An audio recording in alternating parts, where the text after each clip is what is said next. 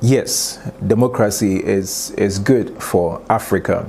Um, so of all the different forms of government that we have, democracy is the most perfect choice when it comes to the various forms of governance that we have. We talk about different forms of governance like monarchy and oligarchy and others. But democracy, as defined by Abraham Lincoln, is a government that is for the people, of the people, and by the people. And the reason why we want to say that democracy is the best form of government is because it is more people-centered. It is a governance that involves the people, that really gives power to the people to choose and to bring to a reflection what they understand and what they want to see the running of the country.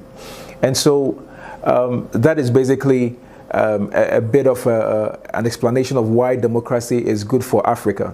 Now, the power of democracy is dependent on the maturity and the strength of character of the people. Now, you ought to understand that democracy is not essentially perfect in its presentation. There are pros and cons of it. But like I said before, it is a better choice, the most perfect choice amongst the various forms of governance.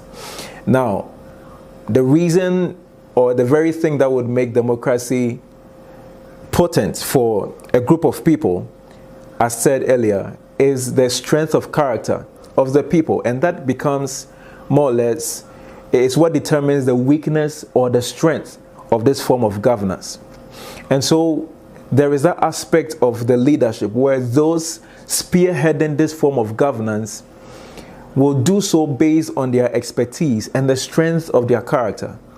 But even more importantly, before these people are able to advance this form of governance, they are voted into power by the people. And so really, the strength is in the people of the nation, the people of the continent. They are the ones with the true power. And so if these ones who are voting people to spearhead and to strengthen this form of governance do not have the right kind of understanding, enlightenment, and strength of character, then they are going to be making choices that is a reflection of who they are. And that is where we need to pay attention. So we ask ourselves, democracy is good for Africa, but is Africa ready? Is Africa prepared to have the right kind of democracy? So we ought to understand that in as much as more often than not, many people blame the leadership of Africa, the poverty of leadership in Africa, we ought to understand that Africa is really more of an effect than a cause. Because the people that are in governance, they do not, as it were, fall from the sky. They come from the people. And so if the people are not strengthened in values, they are not strengthened in character and maturity, then these are the same people that climb up the ladder to become the leaders. And so we must begin to focus on the value systems of the people who hold the power. When they are enlightened, when they are strengthened, when they are empowered, their choices, or the people that come into governance, is going to reflect the strength of their value systems and their character. And that is a really key thing.